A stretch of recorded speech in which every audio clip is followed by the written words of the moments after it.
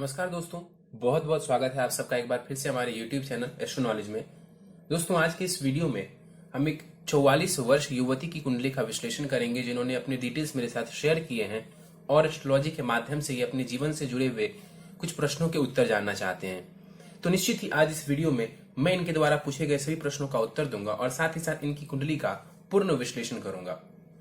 दोस्तों, इस वीडियो को शुरू करने से पहले हर बार की तरह आप सबसे निवेदन है, यदि अभी तक आपने हमारे YouTube चैनल एस्ट्रो नॉलेज को सब्सक्राइब नहीं किया है तो आप प्लीज इसे सब्सक्राइब कर दें और बेल आइकन को दबाना ना भूलें।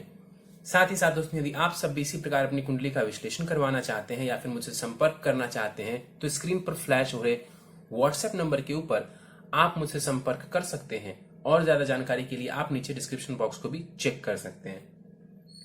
चलिए वापस आते हैं इस विश्लेषण के वीडियो के ऊपर और संक्षिप्त में मैं इनके प्रश्नों को आपके समक्ष रख देता हूं। इन्होंने अपने विवाह को लेकर के बताया है कि इनका वैवाहिक जीवन बढ़िया नहीं रहा और इनके पति की मृत्यु 2019 में हो गई।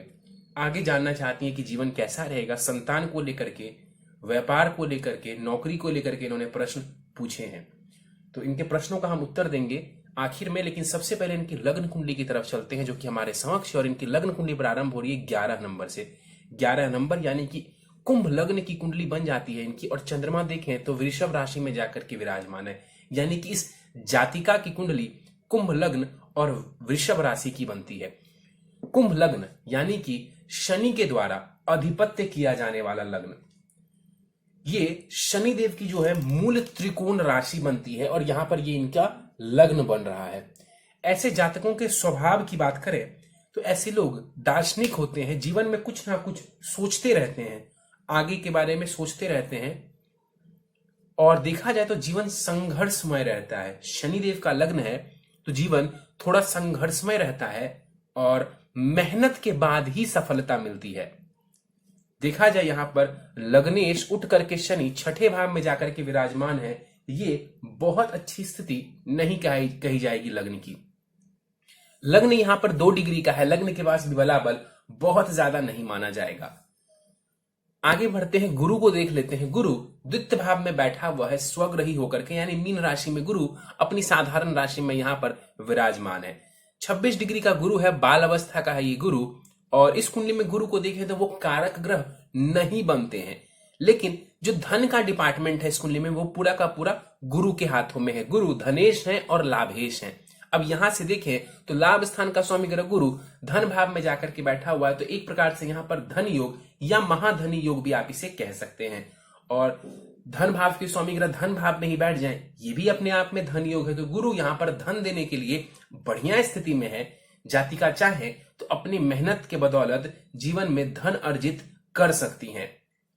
गुरु की दृष्टियां पड़ेंगी कुंडली के छठे भाव के ऊपर, रोग से बचाने वाला होगा, लाभ देने वाला होगा, इनको शत्रुओं के ऊपर विजय देने वाला होगा।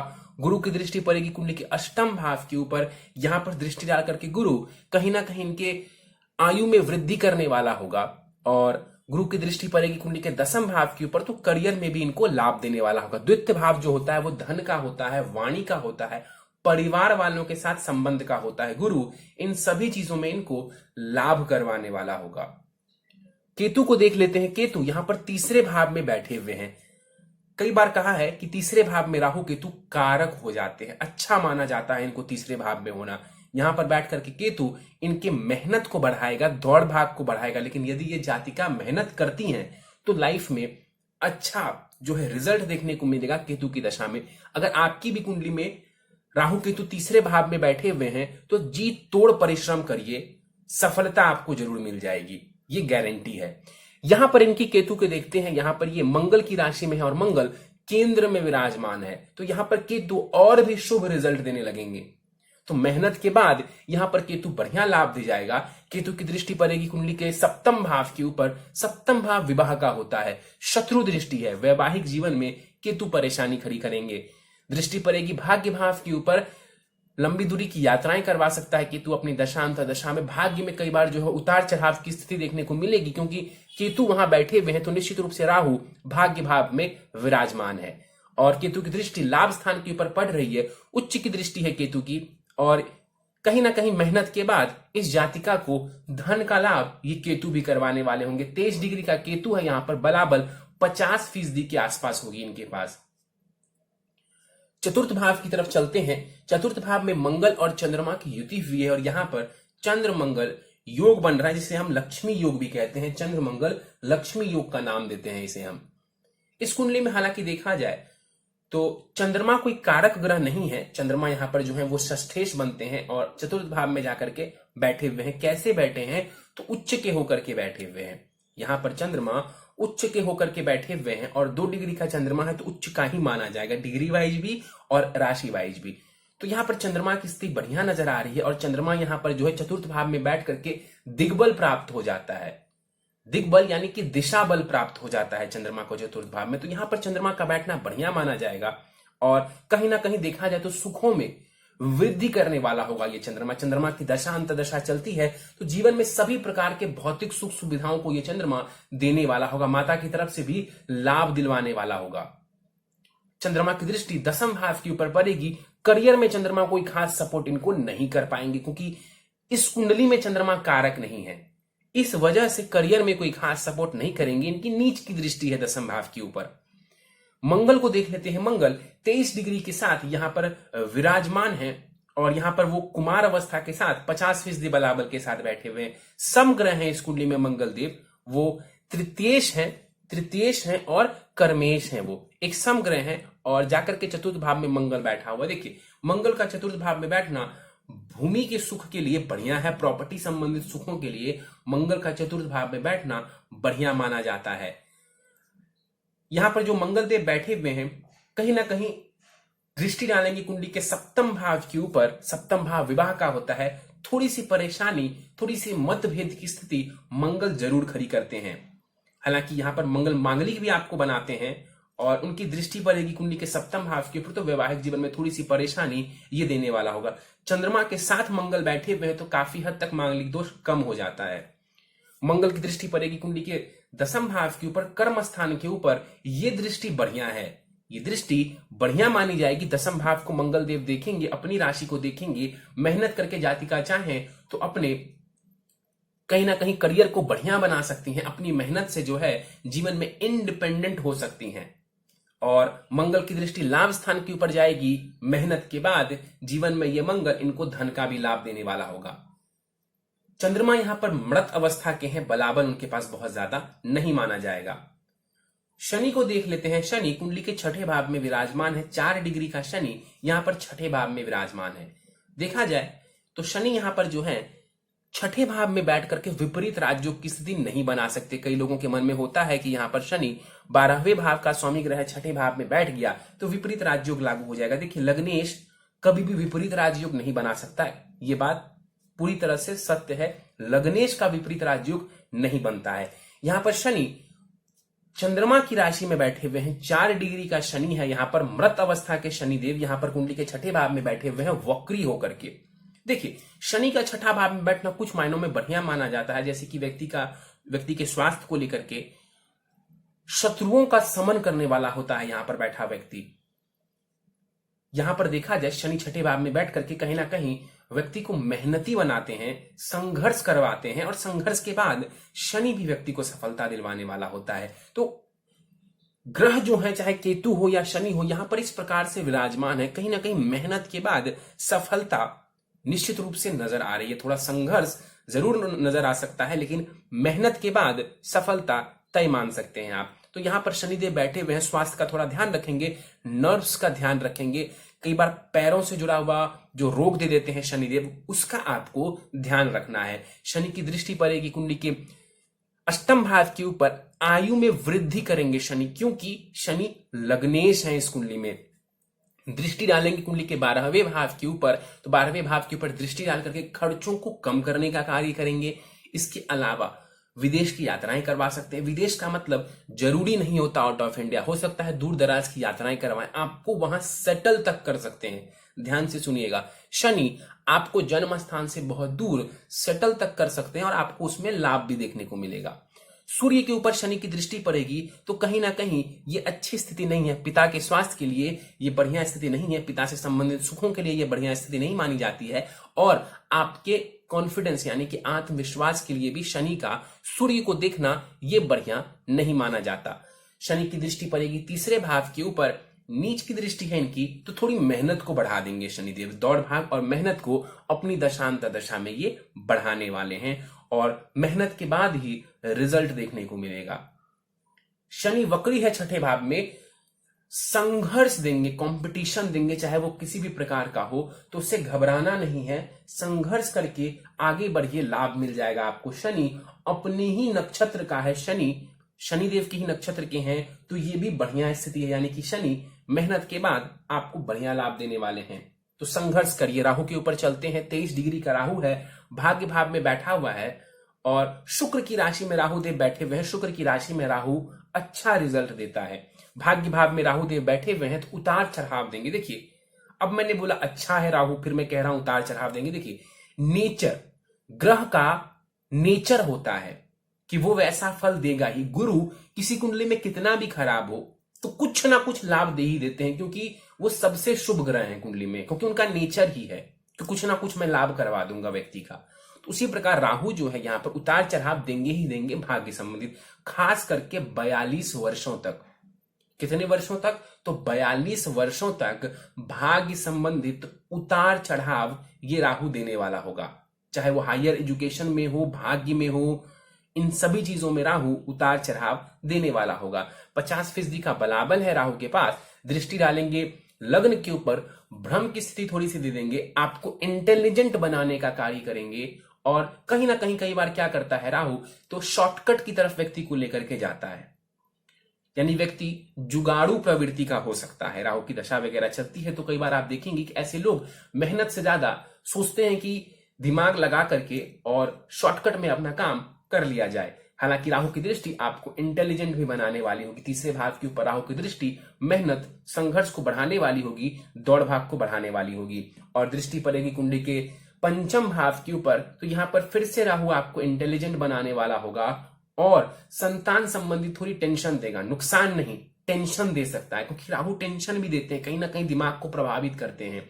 तो कहीं ना कहीं पंचम भाव को देख रहे हैं, अपनी उच्च की दृष्टि से देख रहे हैं, तो याद रखिए नुकसान नहीं देगी राहु की ये दृष्टि आपको, लेकिन टेंशन दे सकती है, आपकी चिंता लगी रह सकती है उनको लेकर के। शुक्र को देखते हैं, माफ करिए एक बात और आपको बता दूं कि राहु यहां पर शुक्र की राशि में बैठे हुए हैं, शुक्र लाभ स्थान में बैठे हुए हैं, लेकिन ना शुक्र केंद्र में है ना ही शुक्र त्रिकोण में है, तो बहुत जबरदस्त स्थिति नहीं है यहां पर राहु की। तो इसलिए थोड़ा उतार चढ़ाव के साथ ही रिजल्ट देंगे, खराब रिजल्ट राहु नहीं देगा आपकी कुंडली में। शुक्र को देख लेते हैं। 23 डिग्री का शुक्र है यहां पर और ये वृद्ध अवस्था में बैठे हुए हैं कुंडली के लाभ स्थान में। इस कुंडली में शुक्र को देखें तो वो योग कारक ग्रह बनते हैं, वो सुखेश भी हैं और भाग्येश भी हैं, यानी कि सबसे ज्यादा कारक ग्रह हैं वो और योग कारक कहलाएंगे और जाकर के वो लाभ स्थान में बैठे हुए हैं। तो ये बढ़िया स्थिति है। चतुर्थ भाव का स्वामी ग्रह लाभ स्थान में जाकर के बैठा हुआ है, तो ये सुखों के लिए भी बढ़िया है। और भाग्य भाव के स्वामी ग्रह जाकर के लाभ स्थान में बैठे हुए, देखिए मेहनत करिए, अच्छा खासा धन आप जीवन में अर्जित कर सकती हैं, इसमें कहीं कोई दो राय नहीं है। मेहनत के बाद यहां पर बैठा हुआ शुक्र आपको लाभ देगा। शुक्र की दृष्टि पड़ेगी शिक्षा संतान भाव के ऊपर, इसमें भी ये शुक्र आपको लाभ दे देंगे। कला के क्षेत्र में भी थोड़ा बहुत इंटरेस्ट और रुझान ये दिलवाते हैं व्यक्ति को। आगे बढ़ते हैं, चलते हैं 12वें भाव की तरफ। सूर्य और बुध यहां पर आपके 12वें भाव में विराजमान है। देखा जाए तो सूर्य और बुध की युति से कहते हैं कि बुधादित्य योग बनता है। हालांकि ये बहुत ज्यादा इफेक्टिव नहीं होगा, मतलब कि बहुत ज्यादा प्रभावी यहां पर नहीं होगा। 25 डिग्री के सूर्य हैं यहां पर और बाल अवस्था के सूर्य हैं। इस कुंडली में सूर्य सप्तमेश है, कारक नहीं है, वो शनि के तो सबसे बड़े शत्रु बनते हैं और शनिदेव के लग्न की ये कुंडली है, तो निश्चित सी बात है कि सूर्य इस कुंडली में कारक नहीं होंगे। सप्तमेश है सूर्य, जाकर के 12वें भाव में बैठे। देखिए सप्तम भाव विवाह का होता है, पार्टनरशिप का होता है और कई बार हम व्यापार के लिए भी देखते हैं। सूर्य यहां पर बैठे हुए हैं, देखिए 12वें भाव में, यानी कि नुकसान खर्च के भाव में, और सप्तम भाव से षडाष्टक दोष बना रहे हैं, यानी कि यहां से यदि आप गिनेंगे तो 6 घर दूर और यहां से 8 घर दूर, इसे षडाष्टक दोष लगना कहते हैं कुंडली में। और शनि की राशि में सूर्य बैठा हुआ है, तात्कालिक मैत्री में भी नहीं है, और तो और शनि की दृष्टि भी पड़ रही है सूर्य के ऊपर। तो यहां पर वैवाहिक जीवन कहीं ना कहीं पूरी तरह से डैमेज नजर आ रहा है कॉन्फिडेंस कमजोर नजर आ रहा है और कहीं ना कहीं वैवाहिक जीवन से जुड़ी हुई समस्या देखने को निश्चित रूप से मिल रही है कुंडली में। इसके अलावा देखा जाए तो हड्डियों से जुड़ा रोग आपको परेशान कर सकता है, उसका भी आपको ध्यान रखना चाहिए। चाहे वो घुटने से जुड़ा रोग हो, हड्डियों से जुड़ा हुआ रोग हो, उसका भी आपको ध्यान रखना चाहिए। बुध यहां पर 1 डिग्री के विराजमान है, बलाबल बहुत ज्यादा नहीं है बुध के पास। मृत अवस्था में यहां पर बुध बैठे हुए हैं। इस कुंडली में बुध पंचमेश है और अष्टमेश है। शिक्षा संतान भाव के स्वामी ग्रह बनते हैं बुध, और आयु और ससुराल पक्ष भाव के भी स्वामी ग्रह बनते हैं बुध। अब जाकर के 12वें भाव में बैठ गए। अब यहां पर सबसे पहला सवाल आता है कि ये तो विपरीत राजयोग है, लेकिन मैं आपको बता दूं कि शनि की प्लेसमेंट जो कि 6ठे भाव में हो गई है, इस वजह से इस कुंडली में विपरीत राजयोग की स्थिति लागू नहीं हो सकती। तो यहां पर बुध विपरीत राजयोग नहीं बनाएंगे। यहां पर देखा जाए शिक्षा संतान भाव के स्वामी ग्रह का नुकसान और खर्च भाव में जाना कहीं ना कहीं संतान के लिए भी बढ़िया नहीं माना जा सकता है बहुत ज्यादा, और शिक्षा के लिए भी बढ़िया नहीं माना जा सकता है। थोड़ी टेंशन और थोड़ी परेशानी इसको लेकर के नजर आ रही है। वहीं ससुराल पक्ष भाव के अनुसार देखें बुध को, तो वहां पर भी स्थिति बहुत बढ़िया नहीं मानी जाएगी। तो यहां पर बुध की स्थिति काफी कमजोर नजर आ रही है। बुध का 12वें भाव में बैठना बहुत ज्यादा बढ़िया नजर नहीं आ रहा। चलिए, ये था आपकी कुंडली में ग्रहों का विश्लेषण। दशाओं को देख लें तो अभी आपको गुरु की महादशा चल रही है, जो कि 5 अप्रैल 2030 तक रहने वाली है। गुरु की दशा पैसे कमाने के लिए, धन अर्जित करने के लिए बढ़िया माना जाता है। आप भी चाहें तो मेहनत करके जीवन में धन अर्जित कर सकती हैं, अच्छा खासा धन बना सकती हैं और इस समय का आप सदुपयोग कर सकती हैं। चलिए, इनके प्रश्नों के ऊपर सीधा चलते हैं हम और इनके प्रश्नों का जवाब देते हैं। बच्चों के भविष्य, आर्थिक स्थिति, मकान और स्वास्थ्य को लेकर के इन्होंने प्रश्न पूछा है। देखिए, आने वाले जीवन की जहां तक बात की जाए तो गुरु की दशा जो चल रही है फिलहाल, आप मेहनत करिए, ये धन कमाने वाला समय है। संतान के लिए भी ये समय बढ़िया नजर आ रहा है आपकी कुंडली से। बच्चों के भविष्य को लेकर के जहां तक कहा जाए तो यहां पर थोड़ी परेशानी नजर आ रही है और उनकी कुंडली से ज्यादातर पता चल पाएगा कि स्थिति कैसी है। यहां पर एक आइडिया लग सकता है कि हाँ, थोड़ी परेशानी तो साफ साफ नजर आ रही है। आर्थिक स्थिति की बात इन्होंने पूछी है, मैंने कहा मेहनत करिए। आर्थिक स्थिति की जो बात है आपकी कुंडली में वो बढ़िया नजर आ रही है। आर्थिक स्थिति वाला जो पहलू है आपकी कुंडली में वो अच्छा नजर आ रहा है। अपना मकान बनाना चाहती हैं, आप बना सकती हैं, उसमें कोई परेशानी नहीं है। आप मेहनत करिए, आप अपना धन कमा के अपना स्वयं का मकान बनवा सकती हैं। स्वास्थ्य की बात की जाए, मैंने बताया आपको, देखिए अभी गुरु की महादशा चल रही तो पेट संबंधित थोड़ी परेशानी ये दे सकते हैं। इसके अलावा आपकी कुंडली को देख करके हड्डियों से जुड़ी परेशानी और नर्व्स यानी कि नसों से जुड़ी परेशानी आपको परेशान कर सकती है, उसका आपको ध्यान रखना चाहिए। पैरों में भी कोई परेशानी आ सकती है, उसका भी आपको ध्यान रखना चाहिए। सीधे इनके एक एक करके प्रश्नों को लेते हैं जो इन्होंने डिटेल में पूछा है। 2010 में इनका विवाह हुआ है और विवाह के बाद दाम्पत्य सुख खराब रहा। देखिए, इसके पीछे का कारण ये है कि जो सप्तमेश है आपकी कुंडली में सूर्य, उसकी स्थिति बढ़िया नहीं है। वो एक तो 12वें भाव में जाकर के बैठ गए, शनि की राशि, शत्रु की राशि में बैठ गए, तात्कालिक मैत्री में नहीं है, और तो और शनि की दृष्टि भी सूर्य के ऊपर पड़ रही है। और जहां तक मेरी नजर जा रही है, सूर्य के ऊपर किसी भी शुभ ग्रह की दृष्टि नहीं है, इसीलिए कहीं ना कहीं वैवाहिक जीवन आपका अच्छा नहीं रहा।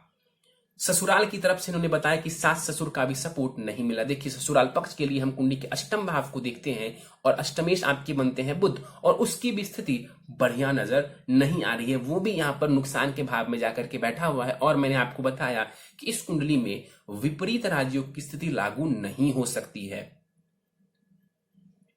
इनके 2 बच्चे हैं, एक पुत्र है और एक पुत्री है, इन्होंने बताया है, और उनके भविष्य को लेकर के जानना चाहते हैं। देखिए, ज्यादातर जो स्थिति है उनकी कुंडली से बताई जा सकती है। आपकी कुंडली से थोड़ी सी परेशानी ये नजर आ रही है कि देखिए, संतान भाव के जो स्वामी ग्रह बुध बनते हैं वो नुकसान के भाव में जाकर के बैठे हुए हैं, तो संतान को भी थोड़ी शिकायत हो सकती है, संतान को भी थोड़ी परेशानी या संघर्ष देखने को मिल सकता है। इन्होंने बताया कि इनको पति का ठीक से प्यार नहीं मिला। देखिए, वो निश्चित रूप से समझ में आ रहा है, उसके पीछे का कारण जो है वो सप्तम भाव है। सप्तम भाव पार्टनर का होता है आपके जीवन में, आपके पति का या आपकी पत्नी का होता है, उसके स्वामी ग्रह सूर्य बनते हैं और वो बहुत ज्यादा डैमेज्ड है। हाँ, इतना जरूर है कि आपकी कुंडली में गुरु अच्छी स्थिति में नजर आ रहे हैं। गुरु जो कि पति कारक ग्रह होते हैं वो यहाँ पर अच्छी स्थिति में नजर आ रहे हैं, उनके ऊपर किसी पापक ग्रह की दृष्टि नहीं है और वो स्वग्रह ही यहाँ पर नजर आ रहे हैं। लेकिन कहीं ना कहीं सप्तम भाव कमजोर होने के कारण, और हो सकता है तो कहीं ना कहीं सामने वाले की भी कुंडली खराब होगी, इस वजह से जो परिणाम है वो बढ़िया नहीं हुए आपके लिए। इन्होंने बताया कि पति की गलत आदतों और बीमारियों की वजह से नवंबर 2019 में उनकी मृत्यु हो गई। देखिए, सप्तम भाव के स्वामी ग्रह सूर्य का जाकर के 12वें में बैठना, अष्टमेश का जाकर के 12वें भाव में बैठना, ये वीक पॉइंट बनता है। अष्टमेश सिर्फ ससुराल पक्ष को ही नहीं दर्शाता, पति से सुख को दर्शाता है। देखिए, ये आपके पार्टनर या पति का भाव है और पति के भाव से जो द्वितीय भाव है इसको हम कहेंगे पति से सुख का भाव, पति से सुख का भाव। और जिनका अष्टम भाव डैमेज है उनकी कुंडली निकाल कर देख लीजिए, उनको पति या पत्नी की तरफ से भी सुखों में कमी देखने को मिलेगी। तो आपकी कुंडली में भी वही हुआ कि पति और पति से सुख, ये दोनों ही भावों के ग्रह अच्छी स्थिति में नहीं है, इस वजह से आपको परेशानी देखने को मिली। इसके बाद इन्होंने पूछा है मेरा आगे का जीवन कैसे चलेगा, मेरे बच्चों का भविष्य कैसा रहेगा। तो आपके आगे के जीवन के लिए मैं कहता हूं कि धन कमाने के लिए बढ़िया है कुंडली, मेहनत करिए, संघर्ष करिए। ये कुंडली इतनी खराब नहीं है कि आपको बहुत ज्यादा निराश होने की आवश्यकता हो। वैवाहिक जीवन जो है वो निश्चित रूप से गड़बड़ नजर आ रहा है इस कुंडली में, वैवाहिक जीवन में परेशानी साफ साफ नजर आ रही है। ससुराल के अन्य सदस्यों का सपोर्ट ना होने के कारण मैं सोचती हूं कि मैं किसी अन्य शहर में जाकर के अपना एक मकान लेकर के वहीं रहूं और बच्चों को शिक्षा दूं। इसमें कहीं कोई परेशानी नहीं है। आप चाहें तो आप जा सकती हैं कहीं, और मैंने बताया था कि शनि आपको कहीं दूर भी लेकर के जा सकते हैं, तो आप जा सकती हैं, उसमें कहीं कोई परेशानी किसी भी प्रकार की नहीं है। अपना जीवन चलाने के लिए क्या मुझे जॉब कर लेना चाहिए या व्यापार? देखिए, व्यापार आपको नहीं करना चाहिए, आपको हमेशा जॉब करनी चाहिए। आप जॉब से ही तरक्की करेंगी, ठीक है? तो जॉब करना आपके लिए ज्यादा बेहतर है। कभी जीवन में धन बहुत ज्यादा इकट्ठे हो गए और व्यापार करना भी हुआ तो अपने नाम से व्यापार नहीं करेंगी तो बेहतर रहेगा आपके लिए। तो आपके लिए जॉब करना ही जीवन में बेहतर स्थिति लाएगा। इसके बाद इन्होंने पूछा है किसी परिस्थिति वश क्या मुझे दूसरा विवाह करना चाहिए? देखिए, निश्चित रूप से आप चाहती हैं कि आप दूसरा विवाह करें, या परिस्थिति वश ही आपके हैं तो आप दूसरा विवाह कर सकती हैं। सबसे बड़ा सवाल है कि दूसरा विवाह कैसा रहेगा। तो देखिए, दूसरे विवाह की जहां तक बात की जाए, देखिए जब प्रथम विवाह में परेशानी आई इसका मतलब है कि वैवाहिक जीवन तो कमजोर होगा ही होगा। कुंडली मिलान कर लेंगी, कुंडली मिलान यदि अच्छे से हो जाती है, आप सेकंड मैरिज के लिए आगे बढ़ सकती हैं। मेरी तरफ से हाँ है, मेरी तरफ से हाँ है, आप सेकंड मैरिज के लिए आगे बढ़ सकती हैं। कुंडली मिलान के लिए मैं सबको कहता हूं और आपको भी कहूंगा। तो आप दूसरा विवाह कर सकती हैं। और ये भी सवाल उठता है कि विवाह करें तो कब करें? देखिए, फरवरी 2022 से लेकर के अक्टूबर 2024, फरवरी 2022 से लेकर के अक्टूबर 2024 के बीच में आपके द्वितीय विवाह का योग बढ़िया नजर आ रहा है। आप चाहें तो वहां पर सेकंड मैरिज कर सकती हैं। और यदि कुंडली मैच कर जाती है, आप दोनों की अच्छे से मिलान हो जाता है आप दोनों की कुंडली का, आपका जो द्वितीय विवाह है वो बढ़िया रहेगा, वो सक्सेसफुल रहेगा, सफल रहेगा। इसके बाद इन्होंने पूछा है बच्चों के लिए क्या लाभप्रद होगा या नुकसानदायक होगा? देखिए, बच्चों की जहां तक बात है तो आपकी कुंडली से जो स्थिति नजर आ रही है वो थोड़ी सी परेशानी वाली नजर आ रही है। लेकिन ऐसा आप नहीं कह सकती हैं कि मेरे द्वितीय विवाह से मेरे बच्चों को परेशानी आएगी, ऐसा नहीं है। आप जिनसे विवाह करेंगी उनके बारे में जान लीजिए, चीजों को स्पष्ट कर लीजिए। आप वैसे भी 44 वर्ष की हैं तो आप समझदार हैं, आप चीजों को बहुत प्रैक्टिकली उनसे बात कर लीजिए कि बच्चों का भविष्य कैसा रहेगा, मतलब उनके आने के बाद उनकी सोच क्या है आपके बच्चों को लेकर के। ये बातें विवाह से पूर्व आप तय कर लीजिए और विवाह के लिए आप आगे बढ़ जाइए। मैं चाहता हूं कि आप दूसरे विवाह के लिए आगे बढ़िए। आपके सामने अच्छी खासी जिंदगी पड़ी हुई है और द्वितीय विवाह करना आपके लिए लाभदायक सिद्ध होगा। आप जाइए द्वितीय विवाह के लिए, कुंडली मिलान आपके लिए बहुत ज्यादा जरूरी है। और इन्होंने आखिरी प्रश्न पूछा है अपना स्वयं का मकान बनाना कब तक संभव नजर आ रहा है? इसकी स्थिति भी 2022 से 2024 के बीच में बढ़िया नजर आ रही है। आप चाहें 2022 से लेकर के 2024 के बीच में अपना खुद का मकान बना सकती हैं और कहीं ना कहीं मकान की तरफ से भी आप लाभ ले सकती हैं। हो सकता है तो आप मकान वगैरह बना करके उसको रेंट वगैरह पे लगा दें और वहां से भी धन अर्जित करें। इसके योग भी आपकी कुंडली में बढ़िया नजर आ रहे हैं। चलिए, ये था इनकी कुंडली में ग्रहों का विश्लेषण, इनके प्रश्नों का उत्तर। और उपाय पर जाने से पहले इनकी नवमांश कुंडली पर एक दृष्टि डाल लेते हैं। देखिए, नवमांश कुंडली आपकी बन जाती है यहाँ पर तुला लग्न की, और पूरी तरह से वैवाहिक जीवन जो है वहां पर भी डैमेज्ड नजर आ रहा है आपकी कुंडली में। जो वहां पर विवाह भाव के स्वामी ग्रह बनते हैं, मंगल देव बनते हैं, और वो नवमांश कुंडली में नीच की राशि कर्क में जाकर के बैठे हुए हैं। इसके अलावा सूर्य स्वग्रही जरूर है, जो इस कुंडली में आपका जो सूर्य सप्तमेश है, सूर्य देव सप्तमेश जो है आपकी कुंडली में, वो शनि के साथ जाकर के बैठ गए। यहां शनि से दृष्ट है और वहां शनि के साथ ही जाकर के बैठ गए। इसीलिए वैवाहिक जीवन में परेशानी साफ साफ नजर आ रही है। और जो नवमांश कुंडली का लग्नेश है शुक्र, वो भी केतु के साथ जाकर के बैठा हुआ है। तो कहीं ना कहीं जो मैरिटल हैप्पीनेस है, जो वैवाहिक सुख है आपके जीवन में, वो कमजोर निश्चित रूप से है। तो द्वितीय विवाह करें या कोई भी विवाह करें, कुंडली मिलान करने आपके लिए बढ़िया रहेगा। सीधे उपाय के ऊपर चलते हैं। और प्रथम उपाय है आपके लिए, देखिए, गुरु की महादशा आपको चल रही है तो नित्य गुरु के मंत्र यानी कि बृहस्पति के मंत्र आपको जाप करने चाहिए। ओम ब्रीम बृहस्पतये नमः, इस मंत्र का 1 माला, 3 माला, 5 माला आप नित्य जाप कर सकते हैं। जैसा आपके पास समय हो, एक निश्चित नंबर ऑफ माला आप सोच लीजिए अपने मन में कि मैं नित्य 3 माला कर सकती हूँ, या मैं 5 माला कर सकती हूँ, या 1 ही माला कर सकती हूँ, और वो आपको नित्य करना चाहिए। हर गुरुवार मंदिर जाएं, किसी भी देवी देवता का मंदिर हो, आपको गुरुवार को मंदिर जाना चाहिए। यदि संभव हो तो उनको पीले प्रसाद चढ़ा दें। 2 रुपए का चढ़ाएं, 5 रुपए का चढ़ाएं, उससे कोई लेना देना नहीं है। यदि संभव हो तो उन्हें पीले प्रसाद चढ़ा दें मंदिर में। नित्य भगवान सूर्य को अर्घ्य देंगी और गायत्री मंत्र का जाप करेंगी। समय हो तो आदित्य हृदय स्तोत्र का भी पाठ कर सकती हैं आप, इससे भी आपको बढ़िया लाभ मिल जाएगा। नित्य गणेश अथर्वशीर्ष और हनुमान चालीसा का आपको पाठ करना चाहिए। इससे आपको स्वास्थ्य, बच्चों का भविष्य और कहीं ना कहीं आपका करियर, आपकी जॉब, इन सारे चीजों में आपको इस उपाय से लाभ देखने को मिलेगा। और आखिरी उपाय है आपके लिए, गले में लाल धागे में एक 4 मुखी और एक 7 मुखी रुद्राक्ष आपको शुक्ल पक्ष की सोमवार को प्रातःकाल धारण करना चाहिए। इससे भी आपको स्वास्थ्य का लाभ और कहीं ना कहीं संतान से भी जुड़ा लाभ देखने को मिल जाएगा। चलिए, तो दोस्तों, ये था इस 44 वर्ष युवती की कुंडली का विश्लेषण। मुझे उम्मीद है कि आपको हमारा यह कुंडली विश्लेषण का वीडियो पसंद आया होगा। यदि वीडियो पसंद आया तो आप इसे लाइक करें, शेयर करें। अभी तक आपने हमारा YouTube channel astro knowledge subscribe नहीं किया है तो आप प्लीज इसे सब्सक्राइब कर दें और बेल आइकन को दबाना ना भूलें। साथ ही साथ दोस्तों, यदि आप सब भी इसी प्रकार अपनी कुंडली का विश्लेषण करवाना चाहते हैं या फिर मुझसे संपर्क करना चाहते हैं तो स्क्रीन पर फ्लैश हो रहे व्हाट्सएप नंबर के ऊपर आप मुझसे संपर्क कर सकते हैं। और ज्यादा जानकारी के लिए आप नीचे डिस्क्रिप्शन बॉक्स को भी चेक कर सकते हैं। इस वीडियो में फिलहाल इतना ही दोस्तों। आप सभी का बहुत बहुत धन्यवाद।